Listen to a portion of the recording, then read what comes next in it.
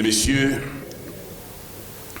acteurs du numérique ici réunis, acteurs de la presse, distingués invités, bonjour et bienvenue en ce lieu de générosité qu'est le Radisson Blu de Dakar, qui accueille la première édition du Grand Prix du Président de la République pour l'innovation numérique. Pour son mot d'ouverture, Monsieur Antoine Gomme, vous avez la parole.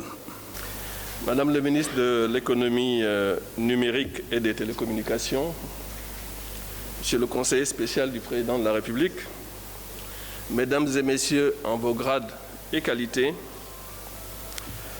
je voudrais d'abord, Madame le ministre, au nom des membres d'Optique et du secteur privé en général, que j'ai l'honneur de représenter ici, vous adresser, Madame le ministre, nos sincères remerciements pour nous avoir conviés à participer à cette cérémonie de lancement du Grand Prix du Président de la République pour l'innovation numérique. C'est encore une fois une marque de votre gouvernance inclusive. Je remercie particulièrement le Président de la République qui, comprenant les enjeux du numérique, a accepté d'instituer par décret cette distinction nationale nommée Grand Prix du Président de la République pour l'innovation numérique. Madame le ministre, nous ne manquons jamais l'occasion de souligner, ce qui est une réalité d'ailleurs, que vous faites bouger les lignes. Ce Grand Prix du Président de la République de l'innovation numérique en est une parfaite illustration car il est en lui-même une innovation. Ce Grand Prix sera cette année un des moments forts du Forum du numérique auquel vous avez tenu à impliquer pleinement Optique et le secteur privé et qui sera cette année l'événement phare du numérique au Sénégal. Nous sortons juste du Conseil présidentiel sur le plan de relance économique, basé donc sur le plan d'action prioritaire ajusté et accéléré PAP 2A, qui consacre à nouveau, à travers la transformation digitale, comme un des secteurs prioritaires de ce plan de relance. Je l'ai dit lors de ce conseil présidentiel, le numérique doit être l'une des pièces maîtresses de l'attaque du Sénégal. Vous savez qu'on est sorti donc de la résilience, on est dans le plan de relance et comme le dit le président de la République, on passe de la défense à l'attaque. Donc, je disais que ce numérique doit être l'une des pièces maîtresses de l'attaque Sénégal dans le cadre de cette relance, car ce sont les pays qui auront réussi la transformation digitale de leur économie qui seront non seulement les plus résilientes aux crises, mais ce sont ces pays-là qui pourront prétendre à avoir des économies performantes. Parmi ces pays qui auront réussi à digitaliser leur administration, leurs entreprises, que dis-je, leur économie, la différence se fera au niveau de la créativité, au niveau de la recherche, au niveau de l'innovation. C'est l'innovation qui va apporter un avantage compétitif à notre pays. Tous les secteurs peuvent et font l'objet d'innovations, mais la majorité de ces innovations font aujourd'hui appel au digital, que ce soit au niveau de la mobilité, que ce soit au niveau de la santé, que ce soit au niveau de l'agriculture, la finance, l'économie verte, l'éducation. Le rôle de l'État est d'abord, pour ce qui concerne l'innovation, donc de mettre en place, Madame le ministre, un environnement propice à l'émergence et au développement d'acteurs innovants, mais également d'impulser aussi l'innovation, en particulier dans le domaine du numérique. Cet environnement, moi j'y vois plusieurs points qui me semblent nécessaires, qui me semblent très très importants dans cet environnement. Il s'agit d'abord de placer la science, les technologies dans les priorités en matière d'éducation. Il s'agit aussi de pouvoir retenir les talents nationaux, mais également de pouvoir attirer des talents internationaux. Il s'agit aussi de promouvoir la recherche et disposer de pôles universitaires de sciences et technologies, mais également de coopération avec des grandes universités au niveau mondial. Il s'agit aussi d'avoir un environnement, Madame le ministre, incitatif pour promouvoir l'open innovation dans les entreprises et les administrations, de mettre en place des réformes pour impulser le secteur de la recherche et de l'innovation pour le secteur privé, public, pour l'administration, à travers notamment ce qu'on appelle les PCP, les Pre-Commercial Procurement. C'est pourquoi la qualité de la gouvernance, de la délivrance de ce prix est fondamentale, afin de faire un choix à la hauteur du symbole de ce prix du chef de l'État. Je m'adresse donc au jury qui doit mesurer la lourde tâche qui leur est attribuée, qui lui est attribuée. Je n'ai aucun doute que les personnalités qui seront choisies se montreront à la hauteur. Madame le ministre, le secteur privé soutient ce grand prix car il a toujours appelé de ses vœux, il a toujours appelé ce grand prix de ses vœux. Et vous l'avez fait. Et souhaite que ce soit un grand succès qui vous amènera à le décerner tous les ans au lieu de tous les 2 ans. Je vous remercie de votre aimable attention.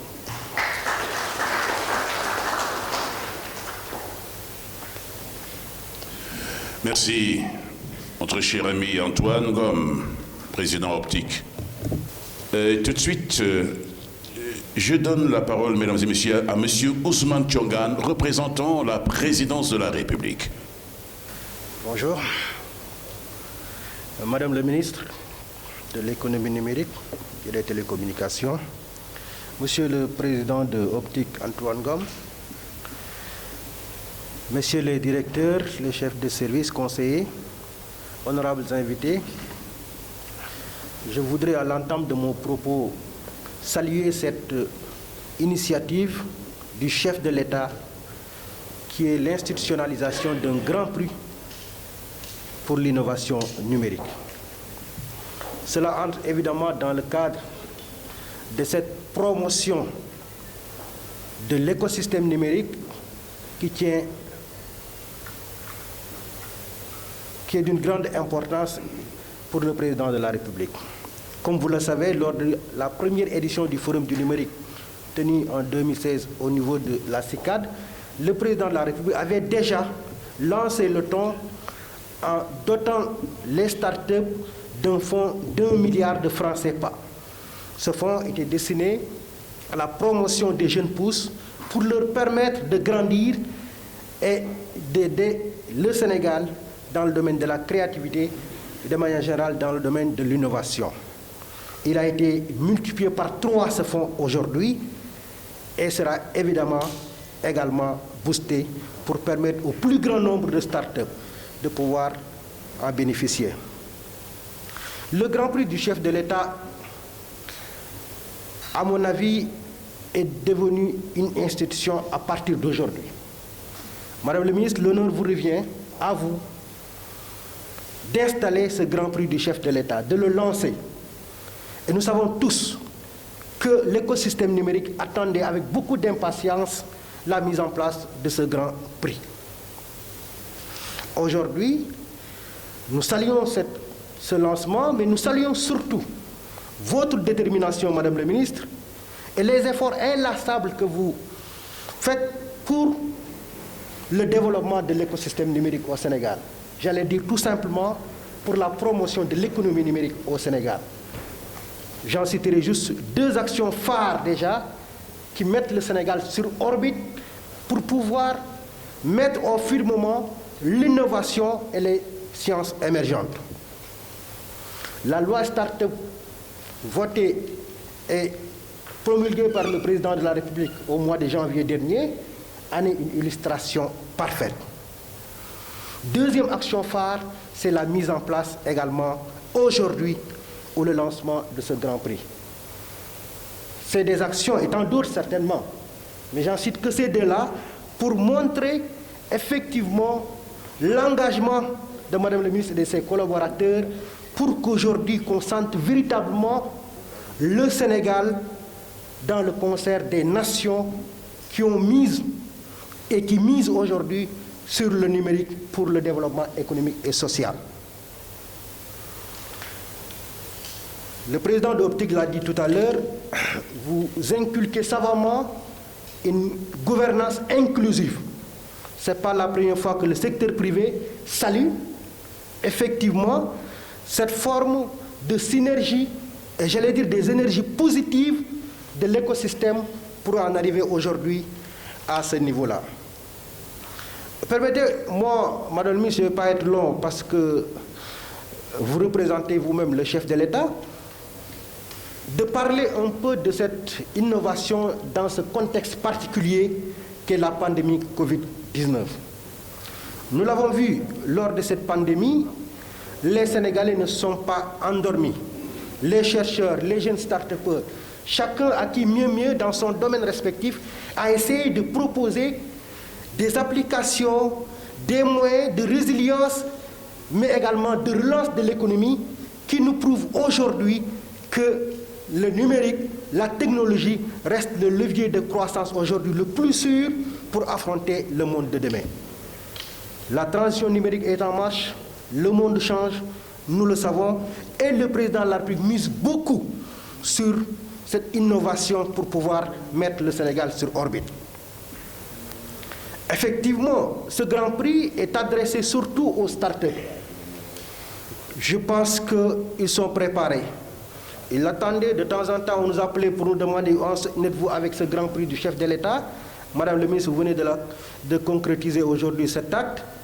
Et je pense qu'ils sont préparés pour compétir, pour avoir une concurrence saine, une émulation qui les permettrait d'être de mieux en plus en avant. Et cela, à mon avis, aujourd'hui ne doit plus se limiter seulement au-delà du financement, au-delà de l'accompagnement, au-delà du Grand Prix du chef de l'État. Je pense que la réflexion doit être ouverte pour voir exactement comment dans des secteurs clés de notre vie, les startups peuvent aider l'administration à s'en sortir. Nous le savons tous. Nous sommes dans une administration traditionnelle. Une administration qui, assise sur des principes, ne permet pas cette flexibilité, ne permet pas ce mouvement d'innovation et disruptif qui permet aujourd'hui de changer le monde. Je pense que l'ADE est en train de faire beaucoup d'efforts dans ce domaine, mais à mon avis, il faut plus. Voire même, je ne sais pas, je lance cela comme ça. Est-ce que nous ne devons pas aller même vers ce qu'on peut appeler l'État start-up? L'État start-up, c'est quoi? C'est tout simplement de voir des points sensibles pour le développement économique et social du pays et qui nous permettent parfois d'atteindre même les objectifs du développement durable, de mettre à la fois des fonctionnaires, des startups qui ont déjà développé des applications ou une idée de projet dans ce sens-là et de pouvoir mettre à leur disposition ce qu'il fait comme moyen. Et comme ils ont cette flexibilité, ils ont à la fois ce dynamisme pour pouvoir régler, solutionner ce problème. C'est un bon de son que je lance comme ça, mais ça me paraît être des idées qui permettent aujourd'hui de pouvoir, à défaut d'avoir un renouveau du service public rapide, de pouvoir s'en sortir. Je ne vais pas être long. Je voudrais vraiment saluer encore une fois cette initiative, féliciter les membres du jury qui seront choisis et également souhaiter bonne chance aux futurs candidats pour ce Grand Prix du chef de l'État. Je vous remercie. Merci. Monsieur Ousmane Thiongane, représentant la présidence de la République du Sénégal, bien dit. Vous avez énuméré les qualités de Madame le ministre Ndeye Ndiaye. Moi, je dis que c'est la grande royale de la révolution numérique au Sénégal. Et pourquoi je le dis? Parce que tout simplement, C'est elle qui a permis à l'écosystème du numérique de prendre son envol dans ce pays, pour ne pas dire son émergence. Il faut avoir de la vision pour aller vers ça. Madame la ministre, je vous donne la parole. Mesdames, Messieurs les directeurs généraux, les directeurs nationaux, les chefs de service, Madame le représentant ou la représentante de la commission, de la présidente de la commission des données personnelles, Mesdames, Messieurs les représentants des opérateurs, Mesdames, Messieurs de la presse, honorables invités en vos rangs, grades et qualités. Vous me permettrez d'abord de vous remercier d'avoir bien voulu répondre à mon invitation à l'occasion de cette cérémonie de lancement du Grand Prix du chef de l'État pour l'innovation numérique. Vous me permettrez également de vous transmettre les salutations de son Excellence, M. Macky Sall, président de la République du Sénégal. En effet, il a bien voulu créer par décret le Grand Prix pour l'innovation numérique, qui constitue aujourd'hui la plus prestigieuse récompense de l'innovation au Sénégal. Je voudrais rappeler ici que le chef de l'État a inscrit dans son programme Liggéeyal Ëllëg, le conseiller vient de le dire, je veux parler du 5-3-5.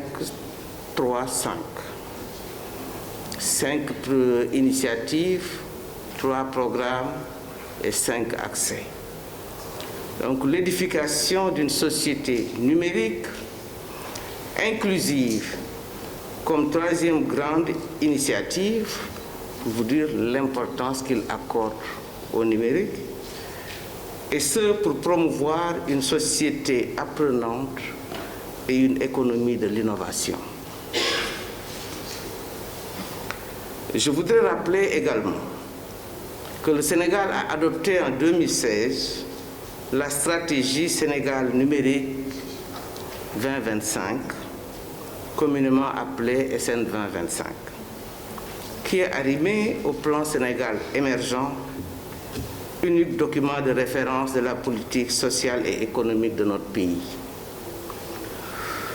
Si vous vous rappelez, et je sais que vous vous rappelez, parce qu'on en a parlé, cette stratégie comporte 3 prérequis, des prérequis fondamentaux, à savoir la mise en contexte, l'adaptation de l'institution ou des institutions, mais aussi du cadre juridique.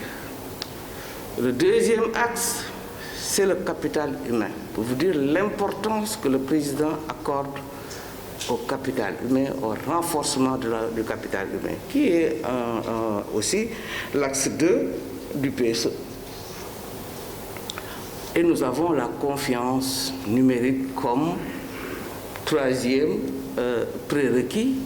Oui, la confiance numérique, parce qu'il est question de sécurité, il est question de souveraineté numérique.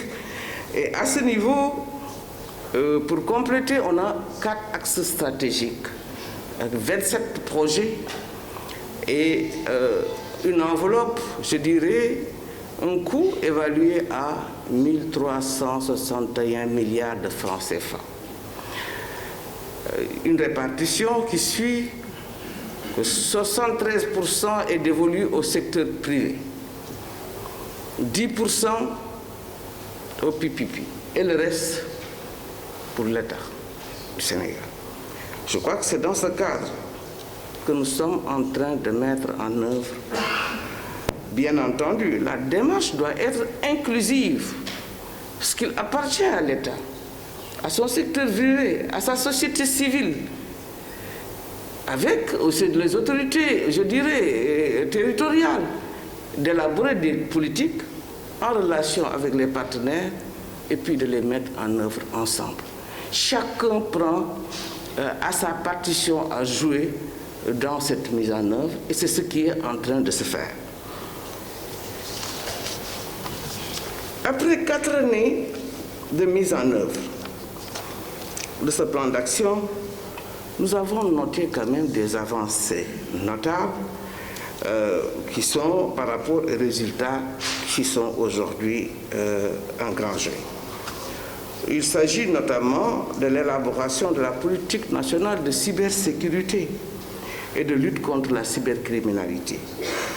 Il y a l'élaboration de l'aide de politique sectorielle avec un cadre de suivi bien entendu, l'élaboration du plan national haut et très haut débit, l'actualisation de la stratégie accès services universels des télécommunications, l'adoption du nouveau code des télécommunications électroniques, de la loi Start-up, mais aussi de son décret d'application qui aujourd'hui a été transmis au secrétariat général du gouvernement.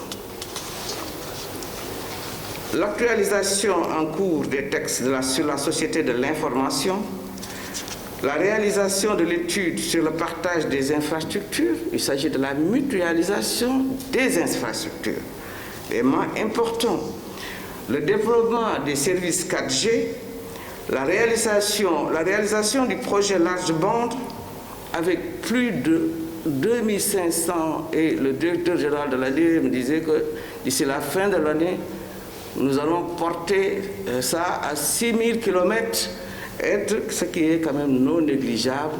Et ça, c'est uniquement pour l'infrastructure de l'État, compte tenu des infrastructures de Sénélec en fait partie, bien entendu, mais des infrastructures mises en place par les opérateurs. Ce qui va nous porter à 13 000 km de fibre optique d'ici la fin 2020. Il y a aussi et surtout l'implantation, il l'a dit, monsieur le conseiller spécial du président de la République et monsieur le président d'Optique, la mise en place en cours du parc de technologie numérique et que de Diamniadio, qui est au cœur du dispositif. Les travaux ont été, je pense que vous avez même été conviés au démarrage des travaux. Aujourd'hui, nous pouvons dire que c'est un projet en marche. Il y a la mise en place, et ça fait partie des réformes, vous l'avez dit, et ça montre le caractère aussi inclusif, la gouvernance du président Macky Sall. Consulter les acteurs, parler avec les acteurs, pas seulement du privé, mais le privé et tout l'écosystème. Et quand on parle de l'écosystème, nous n'oublions pas les scientifiques. Parce que le président a voulu mettre en place aussi un cadre qui va permettre, vous l'avez dit, l'innovation, la créativité, mettre je pense, les chercheurs dans un environnement qui puisse leur permettre de chercher et de trouver. Qu'est-ce qu'il a mis en place? Qu'est-ce qu'il a acheté? L'un des supercalculateurs, je dirais, les plus puissants qu'on a eu. Je pense que c'est le deuxième ou le premier en Afrique, après l'Afrique du Sud. Et ça, je pense, ça mérite des applaudissements. Ça mérite des applaudissements.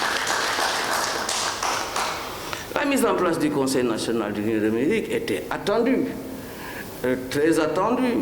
Un espace où on discute avec les acteurs, avec l'écosystème, pour échanger sur les politiques. La mise en place des politiques, mais aussi des réformes. Alors ce Conseil national est aujourd'hui en place et est en train de faire un excellent travail. La prochaine réunion aura lieu sous très peu. Et ça aussi, je pense, c'est une grande avancée dans la mise en œuvre des politiques. Et d'autres. Aujourd'hui, nous sommes en train d'évaluer la stratégie. Moi, j'ai l'habitude de dire que c'est une très bonne stratégie que nous avons. Seulement, la mise en contexte s'impose.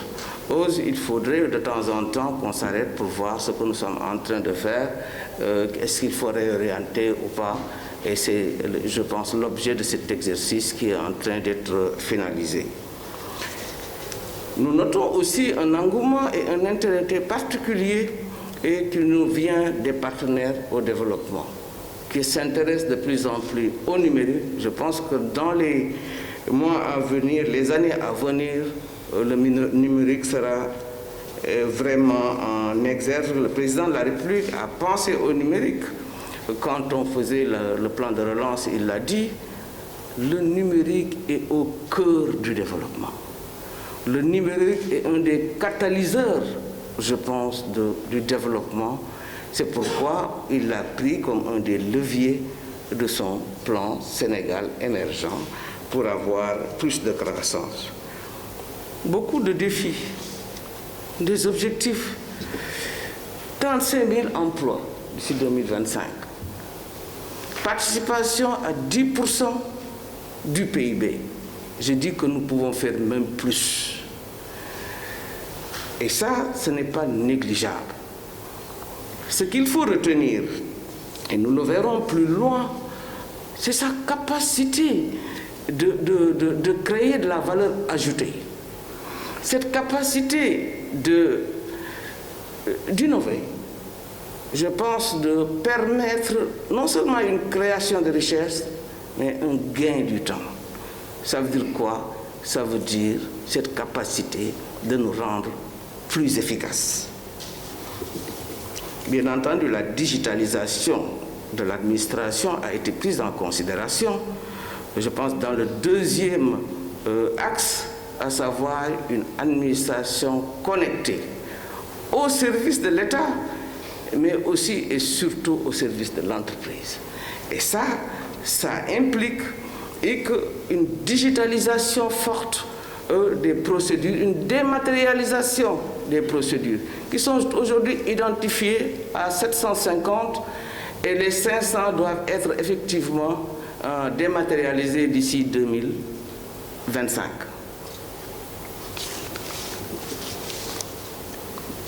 Donc je dirais qu'en phase avec le programme 535 du chef de l'État et l'objectif stratégique est la transformation structurelle de notre économie, je l'ai dit tantôt, mais à travers l'axe 4, nous avons la diffusion dans je dirais la promotion d'une industrie innovante créatrice de valeur. Nous n'avons pas le choix. Il faut le faire.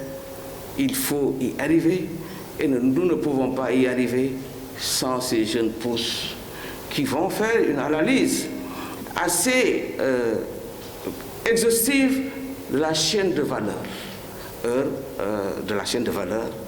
pour sortir des solutions qui vont nous permettre d'arriver à cela.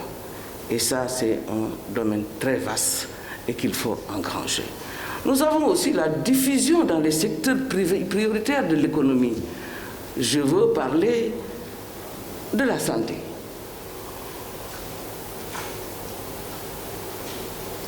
La santé aujourd'hui, je pense que nous n'avons plus le choix d'ailleurs. Au plan, le programme, je disais, d'investissement sur la santé pour une durée de 3 ans, évalué à 500 milliards pour le moment, ce programme prendra en considération cette e-santé. Il sera au cœur parce que nous n'avons pas le choix. D'ailleurs, la Covid-19 a fini de montrer l'importance de la digitalisation, l'importance du numérique dans la gestion du système de santé, dans la gestion hospitalière, avec la gestion des malades, la gestion des lits, la gestion des médicaments, pour ne citer que ça. Je pense que dans le cadre du DAN Covid, qui est une alliance écosystème-État, nous avons pu mettre en exergue tout ça. Et j'en profite pour féliciter DAN Covid pour l'important travail qu'ils ont abattu durant la Covid-19. J'espère que ça va être derrière nous, mais que ça va continuer. d'autres secteurs prioritaires. On a vu durant cette période le développement du e-commerce, mais aussi, je pense, du transfert. Les enseignements qui ont été tirés sont nombreux. C'est qu'aujourd'hui, nous devons digitaliser ce système, mais aussi d'autres systèmes, parce que nous avons les e-agriculture. Le président de la République a parlé de la souveraineté alimentaire, oui, la souveraineté sanitaire, oui, mais tout cela se fera avec le numérique. Et tout cela se fera avec nos jeunes pousses, tout cela se fera avec leur capacité d'innovation et de créativité. La présente cérémonie, donc,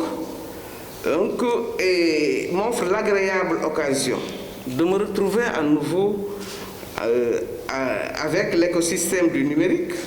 C'est une partie, parce que pour cause de pandémie, c'est une partie de l'écosystème qui est là, à travers la création par décret, le président de la République a créé par décret numéro 2020, je dirais, 2020, 1710, du 10 septembre 2020, le Grand Prix du chef de l'État pour l'innovation numérique. Et dans cette optique,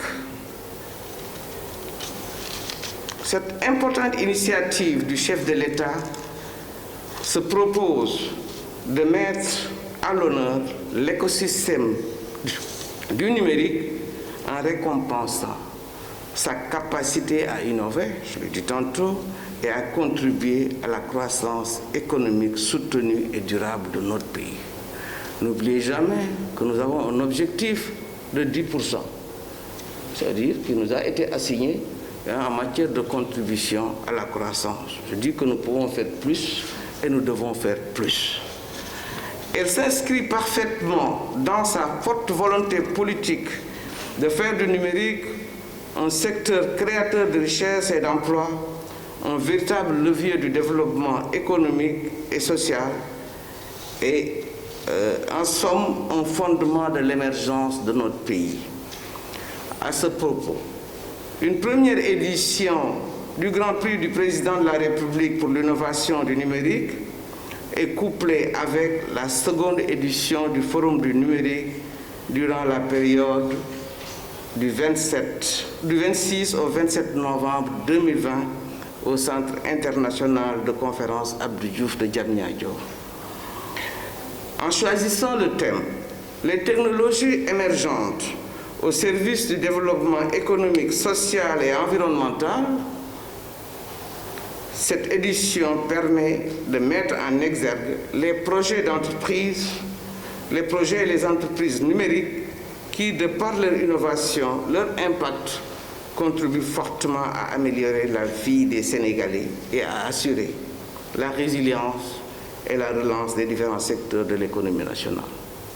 Mesdames et messieurs, le Grand Prix du chef de l'État pour l'innovation numérique qui nous réunit aujourd'hui ambitionne de stimuler davantage cette créativité qui sommeille en chacun d'entre vous et l'innovation technologique pour favoriser de nouveaux produits et de nouvelles pratiques. Vous l'avez fait, vous l'avez prouvé pendant la Covid-19. Je disais que la Covid-19 a réveillé toute la créativité qui sommeillait le génie créateur des Sénégalais et ce qui sommeillait, ce qui était enfoui, latent, je dirais, nous avons pu les exprimer. Et c'est avec ce génie créateur, on a eu beaucoup de créations, c'est pourquoi je dis que le Grand Prix, et aujourd'hui, on n'aura pas beaucoup de problèmes pour avoir effectivement de bons candidats parce que beaucoup de travail a été fait pendant cette période. Donc une mise en œuvre efficace et efficiente de cette belle initiative du président de la République. Pour cette belle initiative du président, je voudrais vous assurer que toutes les dispositions sont mises au point. Il s'agit notamment de la mise en place d'un jury national composée d'experts de haut niveau de l'écosystème numérique. Je vous annonce que le président du jury est le professeur Marito Ignan. Alors, il y a la définition aussi des règles claires et concises pour le fonctionnement du jury, la mise en place des critères partagés pour l'éligibilité au concours, mais la mise à disposition surtout de moyens conséquents pour un bon déroulement du processus. Mesdames et messieurs, je ne saurais terminer sans réitérer mes sincères remerciements au président de la République pour cette capacité d'anticipation, pour la confiance et l'honneur qu'il me fait en me permettant d'organiser avec vous ce grand événement. Je voudrais exprimer ma gratitude à l'ensemble des acteurs du numérique et d'autres qui soutiennent l'initiative à travers des groupes de travail mobilisés dans le contexte difficile de la pandémie de la Covid-19. Pour clore mon propos, je voudrais appeler l'ensemble des acteurs du numérique. Monsieur le Président de Optic m'a confirmé aujourd'hui leur engagement, qui ne saurait faire défaut, et l'engagement de l'écosystème pour accompagner davantage cet important projet novateur qu'est le Grand Prix du Président de la République pour l'innovation numérique. Aussi, j'invite les startups du numérique, les jeunes et les femmes porteurs de projets à participer massivement à ce concours. Sur ce, et au nom du chef de l'État, je déclare officiellement lancé le Grand Prix du Président de la République pour l'innovation numérique. Je vous remercie de votre aimable attention.